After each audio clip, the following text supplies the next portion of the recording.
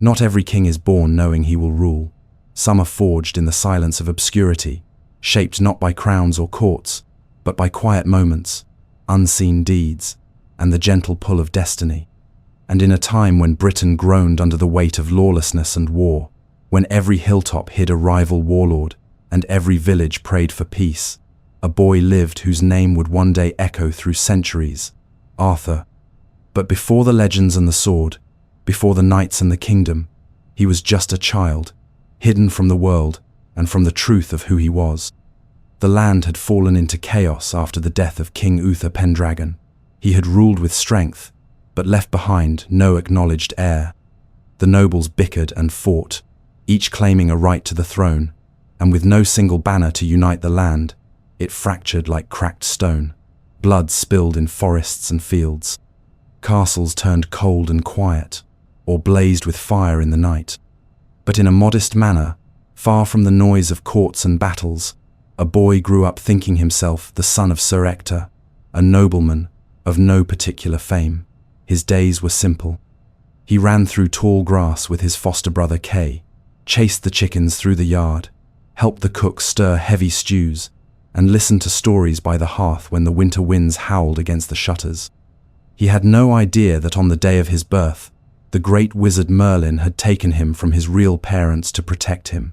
No idea that he was the son of Uther himself, born in secrecy and wrapped in prophecy. Merlin, whose eyes seemed to gaze past time itself, had whispered to Uther that the child must be hidden if peace were to ever return. So Arthur was placed in the care of Sir Ector, who loved him like his own, never revealing the truth. The boy grew up honest and kind, with a curiosity about the world that never dimmed. He did not crave glory. He did not imagine thrones. He only wanted to do what was right, to help, to understand, to serve.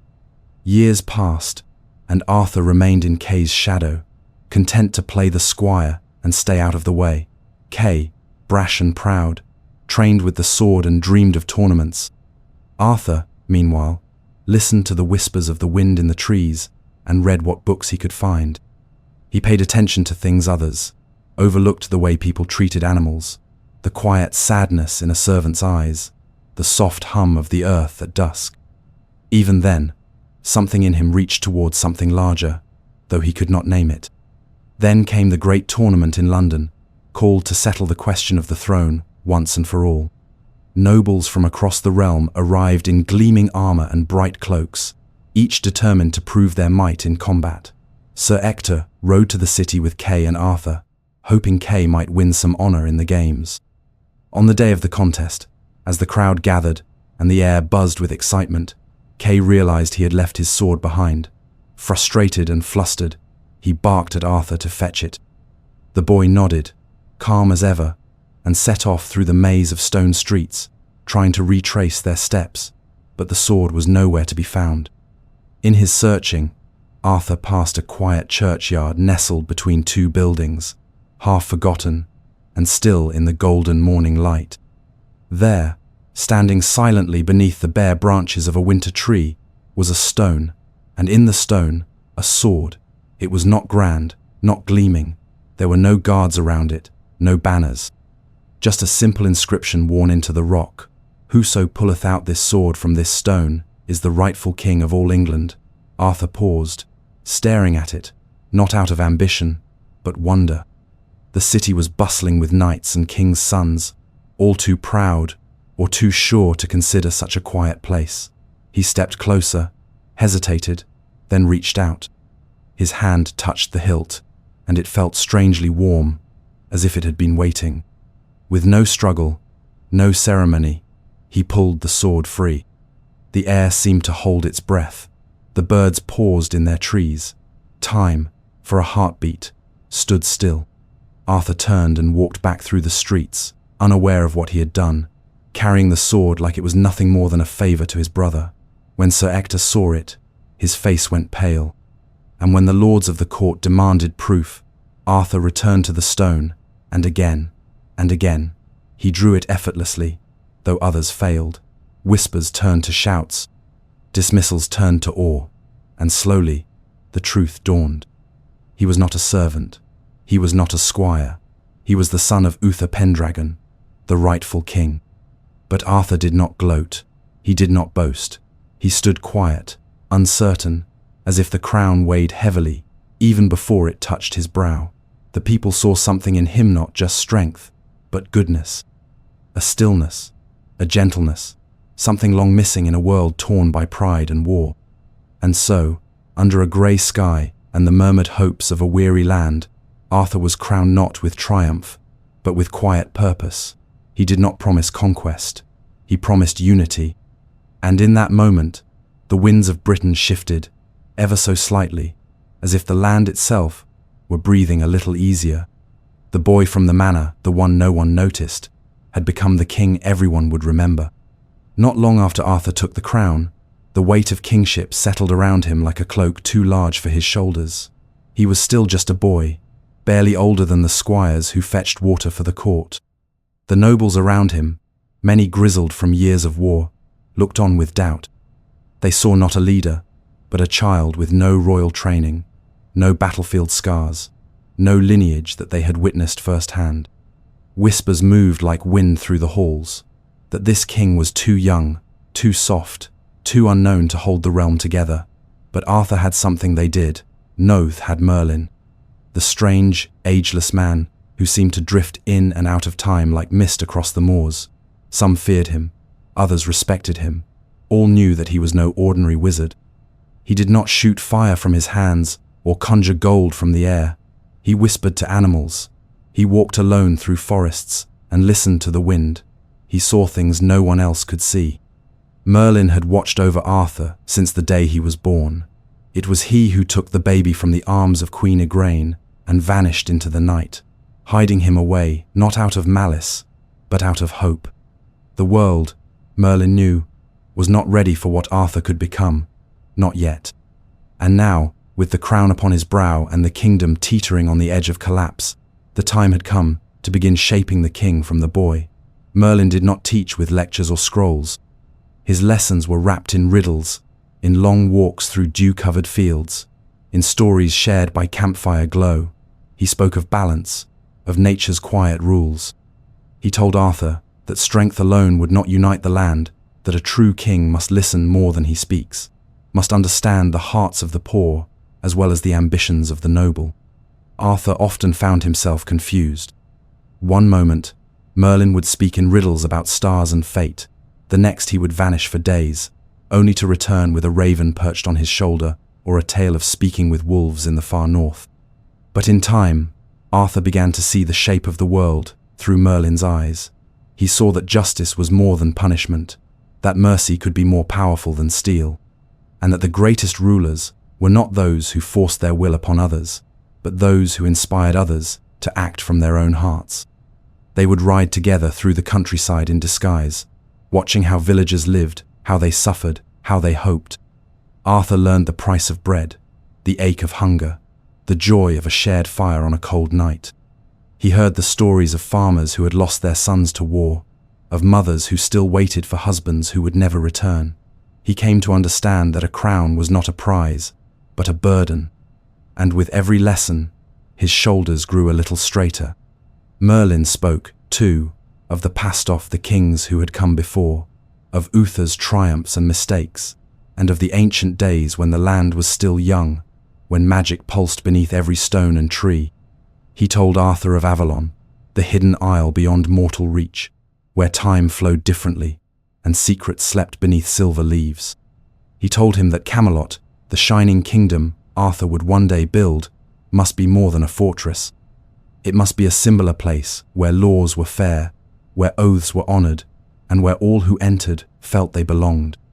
And in moments of doubt, which came more often than Arthur would admit, Merlin did not coddle him. He reminded Arthur that fear was not weakness, but a sign of understanding the stakes. That a king who never doubted was a king who had stopped listening. He told Arthur to trust his instincts, to remember the boy. He had been the boy who helped with chores, who listened to birdsong, who saw every living thing as part of something greater. Over time, those early days of doubt and struggle began to give way to something new. Arthur started to speak with more certainty, not because he knew all the answers, but because he knew the questions that mattered. He began to gather followers not through bribes or threats, but through the quiet magnetism of his vision. A kingdom where the strong protected the weak, where peace was worth fighting for, where every voice mattered, no matter how small. And always, Merlin was there, standing in the shadows or walking beside him, patient and calm, his eyes always searching the horizon. He had seen countless kings rise and fall, seen empires built and crumble, but with Arthur, he sensed something different. Not perfection, but potential. Not prophecy fulfilled, but prophecy still becoming. The bond between them deepened, built not just on destiny, but on trust. Arthur came to rely on Merlin's wisdom, like a sailor relies on the stars. And though the road ahead would be long and often painful, these quiet days of teaching and discovery, of walks under the moon and conversations by firelight, became the foundation of a legend. For it was not the sword, nor the crown, nor the battles yet to come, that made Arthur the king of story and song. It was the way he listened, the way he learned. And the way, with Merlin's quiet guidance, he began to see the kingdom not as a throne to sit upon, but as a living thing to be nurtured and protected. The sword in the stone had named him king, but even as Arthur began to grow into his role, the truth lingered quietly in Merlin's mind. This was not the blade the young king was meant to carry.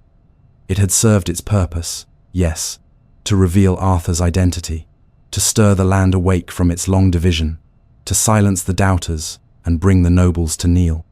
But destiny had forged another blade, far older and more powerful, waiting in the realm of magic, far from the grasp of ordinary men.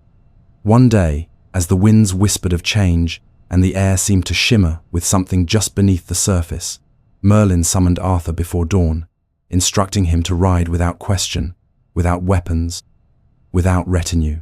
The two of them, cloaked against the morning chill, set out across the hills and forests, following no visible path, guided only by Merlin's quiet sense of direction and the unseen forces he trusted, like the beating of his own heart.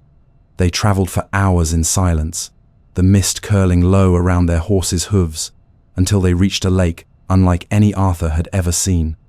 It was still so still that the surface looked like polished glass, reflecting the sky with perfect clarity.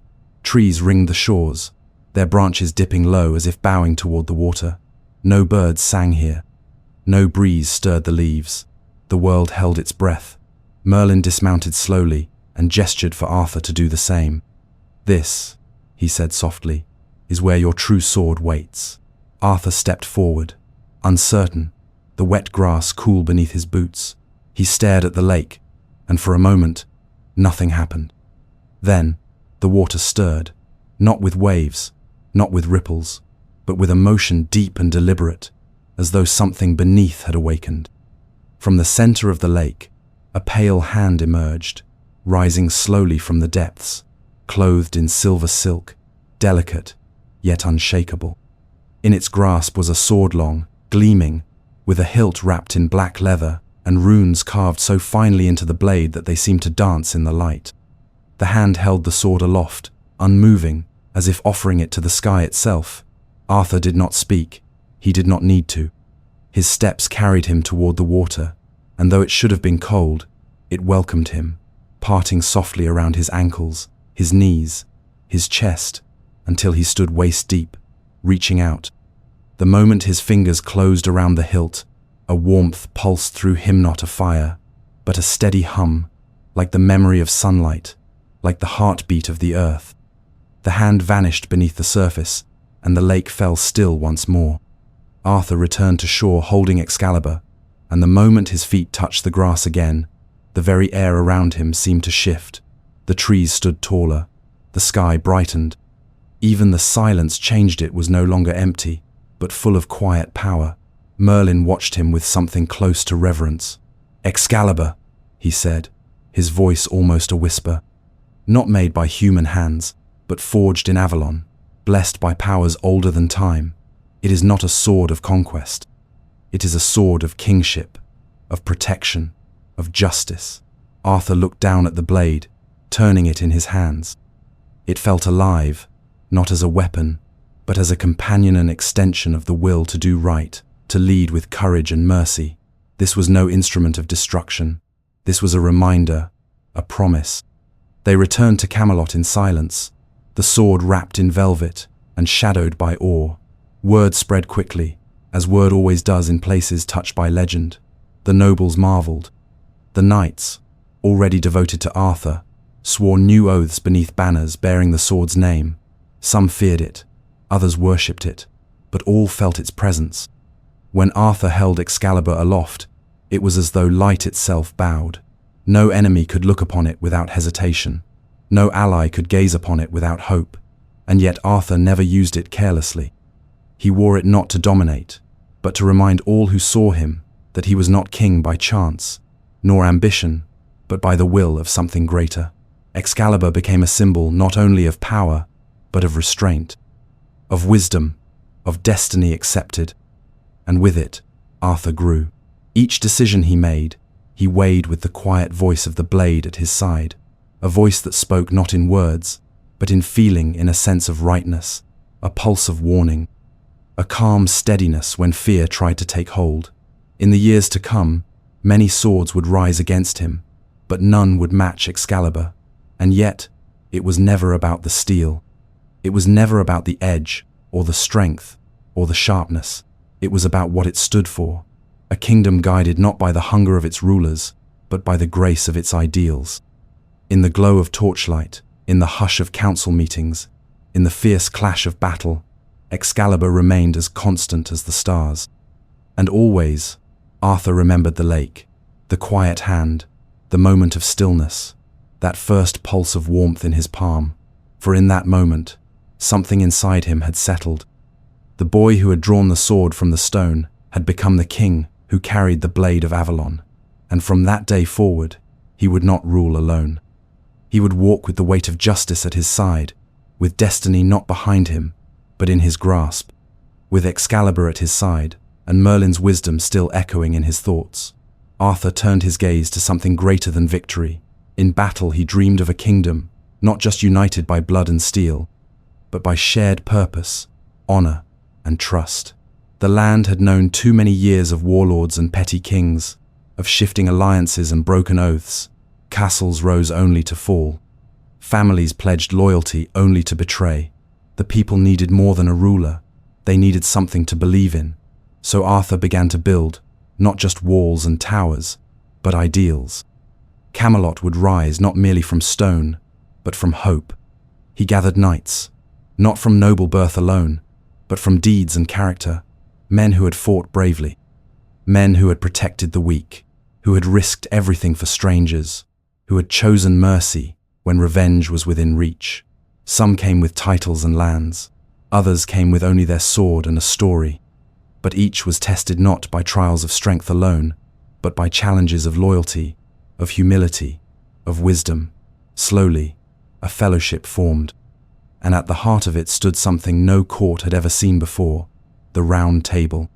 It was Merlin's suggestion first, a table without corners, without hierarchy, without a place of highest honor.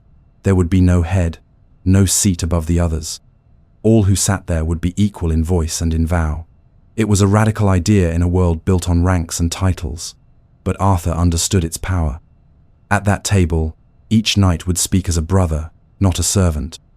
Each would swear the same code, to defend the helpless, to act with courage, to speak the truth, and to seek justice, even when it cost them. And so the Round Table became more than furniturite, became a living symbol of the kingdom Arthur was shaping, one built on fairness, one where strength served, not ruled. Lancelot was the first and most famed among them, a warrior of unmatched skill, but also a man of deep feeling and quiet torment. Then came Gawain, fierce in battle but ever loyal, his honor as firm as the ground beneath him. Percival, pure-hearted and determined. Tristan, wise and mournful. Bors, blunt but true. Others followed, each with their own story, each bringing something unique to the table: valor, wisdom, compassion, resilience. They did not always agree, but they trusted each other. And in that trust, Camelot grew strong. The knights rode out across the kingdom, not as conquerors, but as guardians. They listened to the cries of peasants, intervened in feuds, resolved disputes that had festered for generations. They enforced laws not with cruelty, but with fairness. They became legends in the eyes of the Pioplano, because they were perfect, but because they tried, because they were flawed men who chose honor each day. Their presence brought calm to the troubled regions of the realm. Raiders fled, corrupt lords bent the knee. For the first time in memory, the kingdom began to breathe. Within the walls of Camelot, laughter returned, markets flourished, children played without fear. Poets found their voices again, inspired by the sight of knights riding out at dawn, by the glow of torches around the round table, by the way King Arthur walked among his people with humility instead of pride. He listened as much as he ruled. And at night, when the halls were quiet and the fire burned low, he would often sit alone in the great chamber, gazing at the table, not with triumph, but with quiet gratitude. He knew what had been risked to build this peace. He knew how fragile it was. The Round Table did not merely gather warriors, it gathered ideals, and those ideals became the spine of Camelot. Each knight was bound by more than oath, they were bound by shared vision. There were no small lives in Arthur's kingdom. Every farmer, every blacksmith, every healer and bard mattered. The dream was not that everyone would become great, but that everyone would live without fear. That even the poorest voice would be heard, that even the weakest hand would be protected. Of course, not all in the land welcomed this dream. There were those who thrived on division, on chaos, on old power, held through fear and inheritance. They whispered in shadowed halls and waited for the dream to stumble. But for a time, their whispers were drowned out by the songs sung in the streets, by the stories told around hearths, by the belief that something new was rising in the heart of Britain, something golden. And so, Camelot stood, not as a fortress, but as a beacon. The Round Table glowed in the torchlight. The knights, flawed and human, rose each morning and chose their vows again. And Arthur, still young but growing ever wiser, watched it all with the quiet pride of a man who understood the value of what he had built. He knew this peace would not last forever. He knew that darkness would one day return, but for now, he had given the land a gift it had not known in generations, a moment to breathe, to dream, to hope. And it all began with a circle and the belief that equality, trust, and courage could hold a kingdom together, stronger than chains or crowns ever could.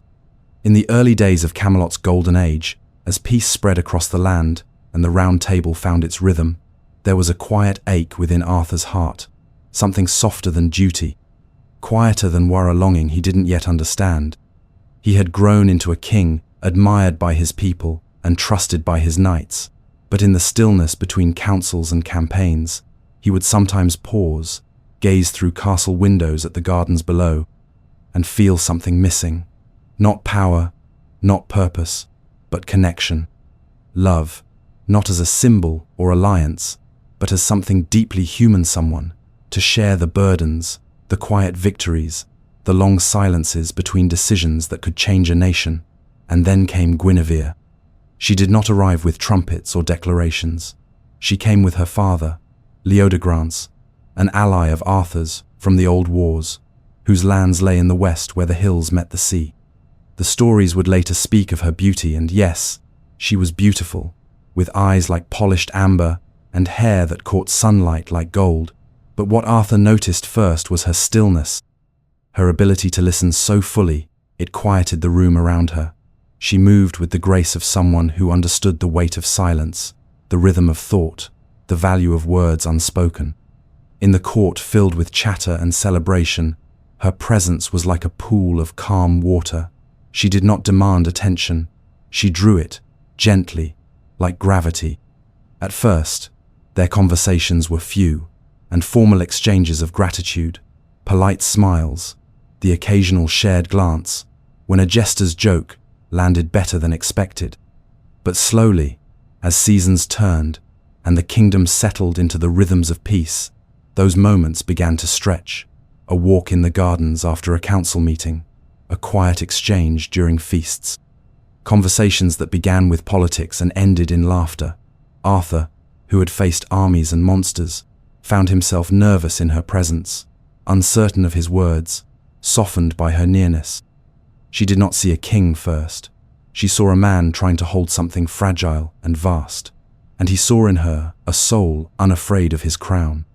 Their love grew not in sudden fire, but in steady warmth.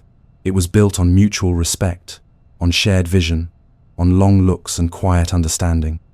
When Arthur asked for her hand, it was not a command, but a question, and when she accepted, it was not submission, but choice.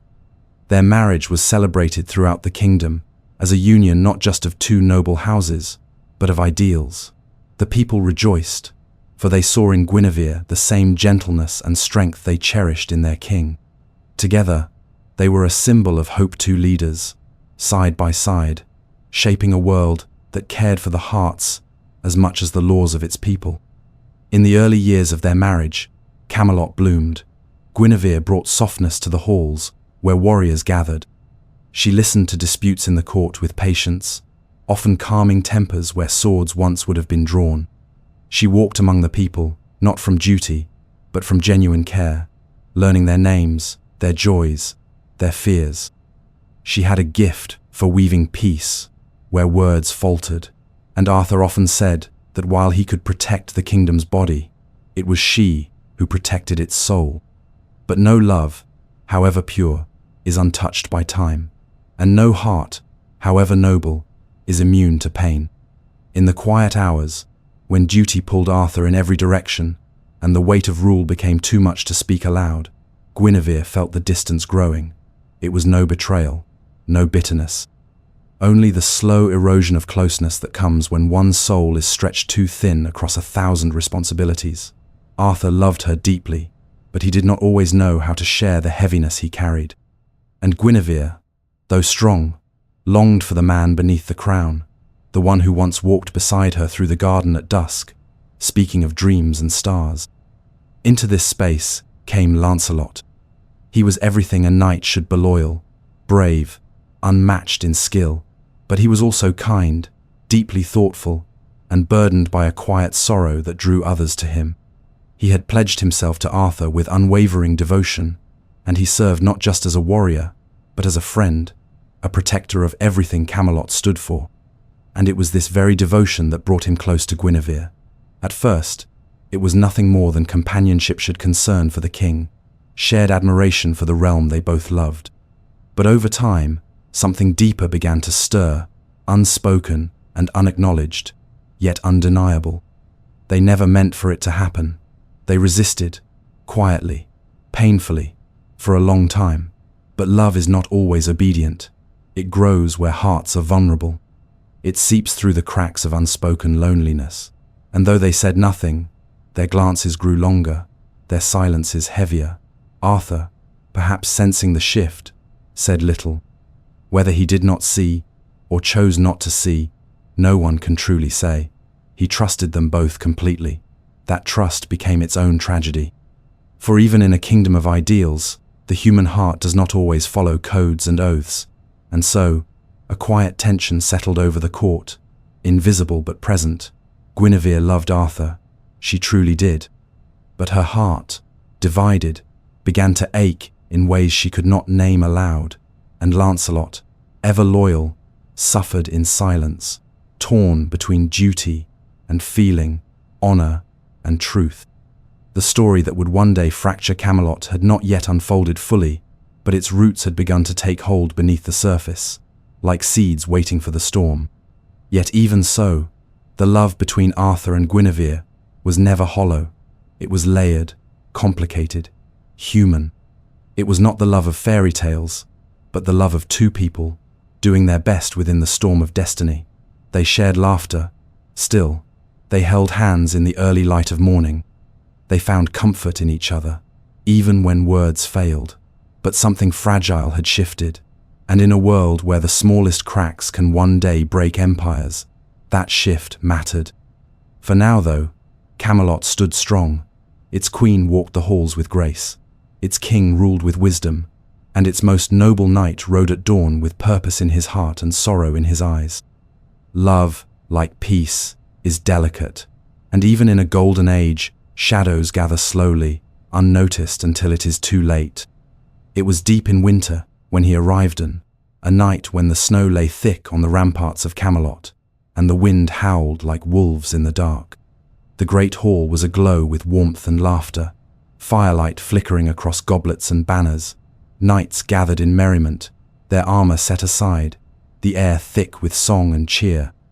The hearth crackled, and Arthur himself, wrapped in furs, smiled at the ease that had settled over his court.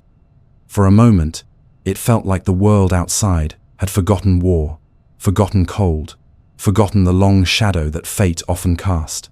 But then the doors opened, without warning, without escort, and silence fell. He was enormous, nearly a giant, clothed entirely in green from the velvet of his cloak to the feathers in his plume, even to the horse he rode, which stomped into the hall like some wild creature from the depths of an ancient forest. His hair and beard were the same green hue, mossy and tangled, his eyes fierce and laughing, as if he alone understood a joke the rest of the world could not see. In one hand, he held a massive axe, its edge sharp and shining. In the other, no shield, no weapon, only a branch of holly, green and full despite the winter outside. He did not attack. He did not shout. Instead, he issued a challenge simple, strange, and terrible. One among Arthur's court, he said, may strike him once with the axe. Any blow they choose. But in return, exactly 1 year from that night, the Green Knight would deliver the same blow back upon them. 1 strike for 1 strike. A game, he called it, though the room felt anything but playful. No one moved. Even the bravest among the knights hesitated. For who strikes a man who invites his own wounding? And what sort of creature invites death with a smile? Then Gawain stood, young, proud, and still untested by the kind of trial that carves deeper than swordplay. He stepped forward, not out of arrogance, but out of honor. He was Arthur's nephew, and no insult would be suffered by the king so long as he had breath. With quiet ceremony, Gawain accepted the axe. The Green Knight knelt without fear, baring his neck. Gawain, heart pounding, brought the blade down in a swift arc. The head tumbled to the stone floor. Gasps rang out, but the knight did not fall. Instead, he reached calmly down, picked up his severed head, and held it high. The eyes blinked, the mouth opened, and it spoke. 1 year hence, it said, at the Green Chapel. There, I will return the blow you have dealt me. Then, laughing, horse and rider vanished into the snow, leaving behind only silence and the faint echo of hooves fading into the cold. Winter passed slowly. Gawain's laughter grew quieter. The spring brought no comfort. He trained harder, prayed more often, but the shadow of the Green Knight stretched longer each day. And when summer finally gave way to autumn, Gawain prepared to keep his word. He set out alone, refusing escort, with nothing but armor, sword, and the growing weight of what he had agreed to.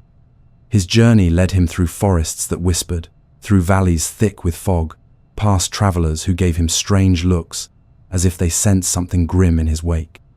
He faced temptations, tests of his virtue shelter, offered by those who asked questions with smiling lips and eyes too knowing. He was tested not with war, but with subtler trials, patience, honesty, humility. He stayed, for a time, in a castle near the edge of the wildlands, hosted by a noble lord and his beautiful wife. Each day, the lord went out hunting, and each day, the lady visited Gawain's chambers with words and glances that challenged his oath. She spoke in riddles, touched his hand too long, offered gifts he did not dare accept, and still, he resisted, torn between honor and desire, between pride and fear. Finally, she offered him a green sash, said to protect any man who wore it from harm. He hesitated, then accepted. When the time came to leave, Gawain rode with the sash hidden beneath his armor. He arrived at the Green Chapelus, a building than a hollow between stones, covered in moss, silent but watching. The Green Knight was there, axe in hand, smiling as if no time had passed at all. Gawain knelt, baring his neck. The first swing of the axe stopped just short, a test. The second, a warning. On the third, the blade struck but only a scratch. The Green Knight stepped back and laughed. "You kept your promise," he said, "but not without flaw. You hid the sash. You let fear guide your hand, but you came. And that is more than most." Then he revealed what Gawain could never have guessed, that the knight and the lord whose home he had visited were one and the same. The tests were no accident. The temptation, the gift, the journeyal crafted to see the shape of Gawain's soul. Ashamed but alive, Gawain returned to Camelot.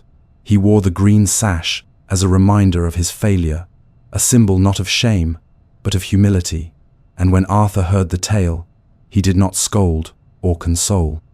Instead, he and all the knights took up the same sash, wearing it across their chests, not to mock Gawain, but to honor the truth that even the noblest hearts are human. That courage is not the absence of fear, but the will to face it. The tale of the Green Knight became more than a story of strange magic or impossible bargains. It was a lesson written in frost and blood that honor is not a single moment of glory, but the sum of all the choices made when no one is watching. That the bravest knight is not the one who strikes hardest, but the one who kneels, knowing the axe may fall. And so, as the snows returned to Camelot and the firelight flickered once more on the banners above the round table, Gawain sat quieter, a little older, his hand sometimes brushing the green cloth across his chest. And though the court still told tales of dragons and battles and gleaming swords, it was the story of the man who kept his word, faced his fear, and bled not from pride, but from honesty, that lingered long after the torches burned low. It began, as many great quests do, with a whisper, not of war, not of rebellion, but of something far more elusive, divinity, the Holy Grail, a relic older than kingdoms, said to be the cup used by Christ at the Last Supper, said to hold the power to heal wounds, to grant eternal grace, to reveal the face of God to those pure enough to behold it. For years, it had been the stuff of legend, a tale passed between monks and minstrels, a vision glimpsed in dreams. But when the tale reached Camelot, it did not come as a story, it came as a sign. One evening, as the round table gathered, the hall fell suddenly still. A soft light filled the chamber, not firelight, not sunlight, but something cooler, deeper, otherworldly. And then, a vision, the Grail itself, veiled in gold, drifting silently through the air, unseen by some, dazzling to others. No hand held it, no words were spoken, but every knight present felt the pull, a quiet call that stirred the deepest corners of their hearts. And when it vanished, so too did the warmth, as though something sacred had touched the world only briefly before departing again. The silence after lingered heavy, like a breath held too long. Arthur, moved beyond words, looked to his knights and saw what he feared, hunger in their eyes, not for power, but for purpose. The Grail was no longer a legend, it had become a quest. One by one, the knights stood and pledged themselves to the search, not for glory, not for riches, but to prove themselves worthy, to touch something holy, to find a truth greater than any crown. Arthur did not forbid them, though in his heart he worried. He had built a kingdom of justice, of loyalty, of fragile peace. And now his greatest knights would scatter across the land, chasing a vision that few could explain and fewer could survive. The quest for the Holy Grail was not a single road, but 1,000 paths winding through forests older than memory, across mountains that scraped the sky, into ruins where no human voice had echoed for centuries. The knights rode out in pairs and alone, each following signs only they could see: dreams, stars, omens in the flight of birds. Some were tested by the land itself. Deserts that offered no water, lakes that whispered secrets from beneath the surface, ancient shrines guarded by riddles and spirits. Others were tested from within, facing the demons they had long buried: pride, ambition, shame. The Grail did not reveal itself to the strong or the skilled, it revealed itself to the honest. Many knights failed, some fell to despair, others vanished, never to be heard from again. A few returned to Camelot broken, not in body but in spirit, their eyes hollow, unable to speak of what they had seen or lost. The quest, they realized, was not a mission, it was a mirror. And not every man was ready to see what the Grail would show. But there were a few who came close. Percival, the innocent knight, stumbled upon visions in sacred places, glimpsed the Grail only when his heart was most open, then lost it when doubt crept in. Bors, stalwart and devout, resisted temptation again and again, guided not by brilliance, but by unwavering faith. But it was Galahad Lancelot's son, born of strange fate and raised in silence, who would see it fully. He was unlike the others, untouched by vanity, clear-eyed and pure. He did not seek the Grail for greatness. He sought it because he felt its presence in his very soul, as though he had been born with its light already inside him. His journey was quiet, almost dreamlike. Where others fought beasts and answered riddles, Galahad simply listened to the wind, to the stars, to the pain in others' hearts. He gave freely. He harmed no living thing, and when he came at last to the hidden temple, shrouded in mist and guarded by silence, the Grail appeared to him, not in a blaze of glory, but in gentle stillness. It hovered before him, pulsing with light that needed no words, and when he touched it, he did not weep, he smiled. He knew then that his journey was over not because he had reached the end, but because he had become part of something eternal. He did not return to Camelot. He vanished from the world, some say taken to heaven, others say resting in Avalon, but all agreed Galahad had found what no other could. Back in Camelot, the Round Table never fully recovered. So many nights lost, so many dreams shattered by the weight of the quest. The table, once full of laughter and unity, now held more silence, more absences. Arthur himself grew quieter, older not in years, but in spirit. He had watched his greatest champions walk away, had seen them scattered by a vision that promised enlightenment but left emptiness in its wake. He did not blame the Grail, but he mourned the price of seeking perfection. The quest for the Holy Grail was not a story of triumph. It was a story of longing, of souls reaching for the divine and discovering, in that reaching, the truth of their own hearts. It had not broken Camelot, but it had changed it. The dream still flickered in the halls, but its edges were no longer gold. They were shadowed, quieter, wiser. And in the end, that was the lesson the Grail had always held. That greatness is not in conquest, but in the quiet choices we make, in kindness offered without witness, in faith kept when no reward waits, in the courage to face not dragons, but the truth within. That, perhaps, was the holiest thing of all. The fall never begins with thunder. It begins with a whisper, a shadow across a sunny room, a glance held too long, a silence that feels different than before. So it was in Camelot, where the light still shone, where the Round Table still stood, where Arthur's dream still flickered like a candle against the dark. But even the most perfect vision is not immune to the slow and quiet weight of human hearts. The court still sang songs, still rode out on noble missions, still gathered beneath banners of justice and unity, but underneath it all, something fragile had begun to tremble. And at the center of that trembling stood three names: Arthur, Guinevere, and Lancelot. For years, they had been the heart of Camelot's strength. Arthur, the wise and steady king, beloved not just for his power, but for his fairness. Guinevere, the queen whose grace soothed the sharp edges of the world, whose voice was trusted in matters of law and love alike. And Lancelot, the perfect knight noble, tireless, fearless, a man so loyal that his sword might as well have been an extension of the king's will. Together, they were legend. But legends are made of stories, and stories are made of people, and people are never simple. No one knows the moment it began. There was no betrayal in the beginning, no stolen kiss, no secret meeting, just the slow realization of something too strong to name and too dangerous to allow. Lancelot had long admired Guinevere not for her crown, but for her kindness, for the quiet strength she carried even in sorrow. She had seen something in him as well, not just a knight, but a man who carried wounds he never spoke of, who rode into battle not for glory, but to protect what he loved. Their bond deepened, not in fire, but in silence. 1,000 conversations spoken only with eyes, 1,000 small moments that passed too quickly, but lingered far too long. Guinevere fought it. Lancelot denied it. Arthur, ever trusting, never saw eye chose not to. Perhaps he saw the way they looked at each other and decided that love, even quiet love, was not a betrayal unless acted upon.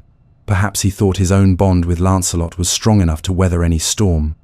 Or perhaps he believed too much in the ideals he had built that honor, loyalty, and friendship could resist even the pull of fate. But fate cares little for ideals. Inevitably, the silence broke.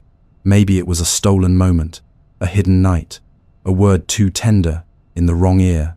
However it happened, it did not stay hidden.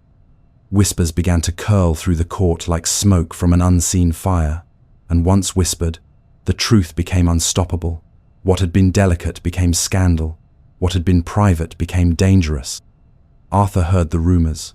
At first, he did not believe them. Then, he did, and something inside him, something old and quiet and deeply human, began to fracture. He did not rage. That was not his way. He asked for truth. He asked for reason. But truth, when wrapped in pain, is rarely clean. Guinevere could not deny what had been felt. Lancelot, tortured by guilt, did not lie. The court divided. Some saw Lancelot as a traitor. Others saw Arthur as a king too blind to his wife's loneliness. Still, others simply mourned the unraveling of a bond they thought unbreakable. The Round Table, once unshakable, began to splinter. Loyalties turned uncertain. Old tensions flared. And beneath it all was a sadness too vast for words. Lancelot fled Camelot, not in shame, but in sorrow.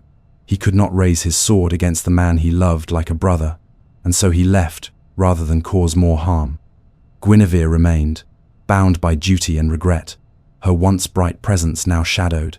Arthur, wounded but still a king, was left to bear the weight of justice. For the laws he had set in motion, the very ideals that had made Camelot noble, now demanded consequence. Adultery was treason, and treason required punishment, even from a queen. There are many versions of what happened next.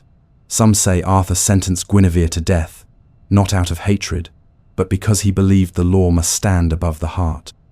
Others say he hesitated until the last possible moment, praying for a sign to spare her.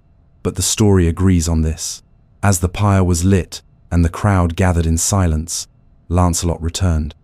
He rode in through fire and steel, cutting down the guards, scattering the flames, and carried Guinevere away before the smoke could touch her. Blood was spilled, knights died, and Camelot, for the first time, shook at its foundations. Arthur, torn between love and law, between vengeance and grief, did not pursue them at once. He waited. Perhaps he hoped they would disappear, start a new life far from the kingdom. Perhaps he hoped his own heart would mend. But the damage had been done. The unity of the Round Table could not be repaired. Knights who had once fought as brothers now argued in the hall. Accusations flew like arrows. Old grudges returned, and in the cracks of that brotherhood, something darker began to grow.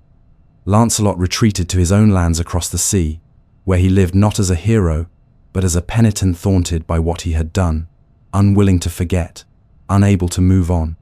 Guinevere, though safe, lived in quiet sorrow, a queen without a throne, a woman caught between two great loves, both lost to her.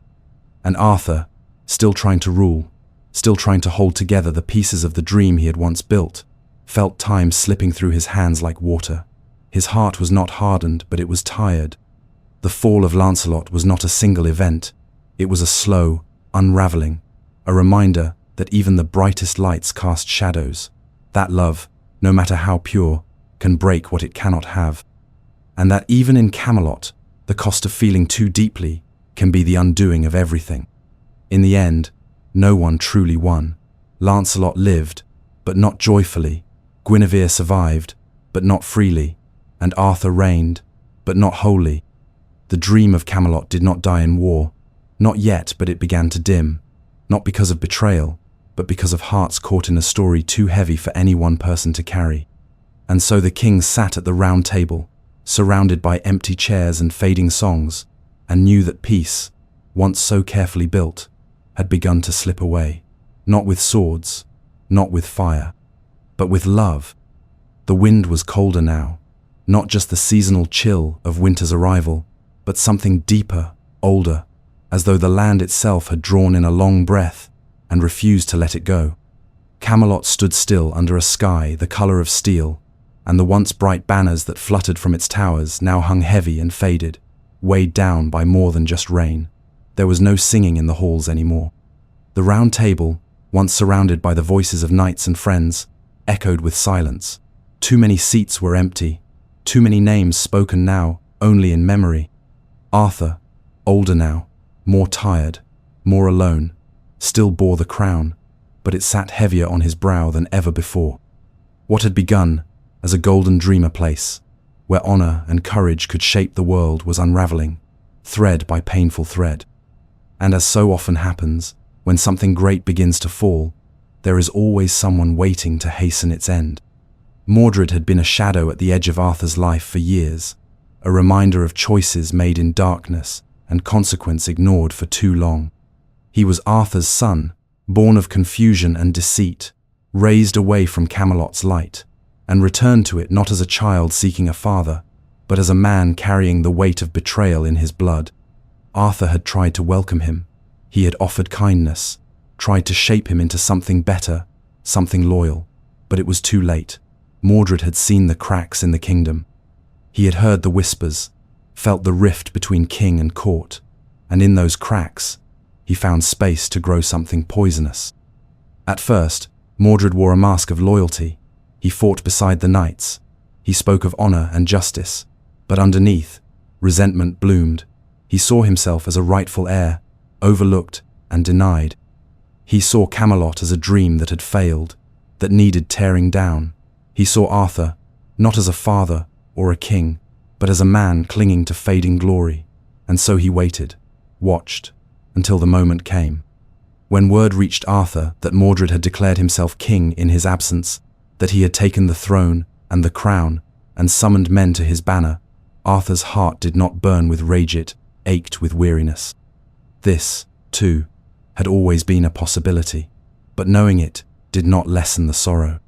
He gathered what knights remained, those still loyal, still willing to raise a sword for the king they had followed into both light and shadow. They rode not in triumph, but in silence, through fields now trampled by boots, past villages once safe and now watchful, toward the final chapter of a kingdom born of dreams. The Battle of Camelot was fought under a sky of iron, with rain falling in sheets and the earth turning quickly to mud. There was no joy in it, no fanfare, just the grim work of men who had once called each other brother, now crossing swords as strangers. Lancelot was not there, nor Galahad, nor Percival. So many of the greatest knights were gone. But Arthur stood tall in the storm, Excalibur in hand, his armor dulled, but his eyes still clear. Mordred met him in the center of the battlefield, not with words, but with steel. They fought as only those bound by blood and betrayal can furiously, desperately. Around them, the battle raged, a chaos of shouting and clashing metal, of horses rearing and men crying out in pain. The green fields that had once known peace now drank deeply of sorrow. Arthur struck blow after blow, not to kill, but to stop, to end, to hold back the tide that threatened to sweep away everything he had built. But Mordred would not yield. With each strike, he seemed to grow more determined, more convinced that this was the end the kingdom deserved. When the final blow came, it was not clean. Arthur drove his spear through Mordred's chest, even as Mordred's sword cut deep into Arthur's side. The son fell, the father sank to his knees, and around them, the storm fell silent. What knights remained gathered the king from the field. They carried him through the rain, through the broken lines, past the fallen and the dying, to the edge of the battlefield, where the land dipped toward the sea. Arthur, pale and bleeding, asked for Excalibur. They placed it in his hands. He told them to return it to the lake, not to keep it, not to bury it, for the sword was never meant to belong to any one man. It had come from magic, from mystery, from Avalon. And so, though the knight tasked with the duty hesitated, twice he finally obeyed. He rode to the lake where Arthur had first received the blade, and when he cast it into the water, a hand rose once more from the deep, caught the sword in silence, and vanished beneath the surface, as if the lake itself had only been waiting. When they returned, Arthur was weaker. He could barely speak, but he smiled when he heard that the sword had been returned. He asked not for revenge, not for monuments, only that they remember the dream. Not the battles, not the betrayals, but the dream. They laid him on a barge, and from the mists that clung to the water, 3 women appeared cloaked, serene, beyond understanding. They bore him away across the water to Avalon, that hidden place beyond time, where some say he sleeps still, waiting for Britain's hour of greatest need. And so ended the Battle of Camelot, not with victory, not with peace, but with silence, the kind that follows when something vast and bright is finally gone. Camelot faded. The Round Table was never rebuilt, but the stories remained, in whispers, in songs, in dreams passed from one generation to the next, not because Arthur was perfect, but because he tried, because he dared to believe in something better, because in a world so often ruled by greed and fear, he built a place, even for a little while, where justice stood taller than any tower. That is the legacy of Camelot, not just a battlefield, but a turning point, the last breath of an age of ideals, the closing of a story that had always been too bright to last. They say he never truly died, that in the quiet folds of the mist beyond the world we know, on the Isle of Avalon, where time slows and sorrow sleeps, Arthur rests still, neither in grave nor tomb, but in waiting, a king not lost, but sleeping, waiting for the land to call him once more, waiting for the moment when hope feels too far away, when the shadows grow too long, when the hearts of men forget what unity felt like. Then, they say, he will return, not with an army, not with thunder, but as he came before, steadily, gently, with a sword in his hand and a dream in his heart. And in that belief, Arthur became more than a man. He became something eternal. For Camelot was never just a castle. It was a promise, a whisper passed from voice to voice through generations, that there once was a place where justice was not a word, but a way of life. Where knights did not fight for riches or land, but for those too small to fight for themselves. Where kings did not rule with fear, but with wisdom. Where the Round Table stood not as a symbol of order, but of equality.